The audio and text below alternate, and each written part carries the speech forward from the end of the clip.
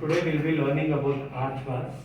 Arch bars is or it also called as indirect skeletal fixation, which is usually used in case of maxillary and mandibular fractures. There are different types. There are 7 different types of indirect fracture fixation techniques.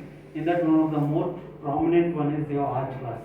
Arch bars followed by that is your IV loops or the eyelets which we use. So today I will be giving you demo on different techniques used for indirect skeletal fixation in case of maxillofacial fractures. First thing is always the first thing will be your the first obtain a ligature wire. Where for every arch bar fixation you require a ligature wire of 15 centimeters in length, and the thickness of your ligature wire is around 0.33 millimeters, which is a more ideal one because of the thickness. It can be easily inserted through your gingiva. So the initial thing is pre-stretching of your ligature wire. The pre-stretching of your ligature wire should always be done by the individual who's operating. Two people or shouldn't engage together. One end has to be held with your needle loader, and the other end in your hand, which has to be stretched around 10% where you can feel it. After stretching, every 15 centimeters, taking as a guidance, each ligature wire has to be cut.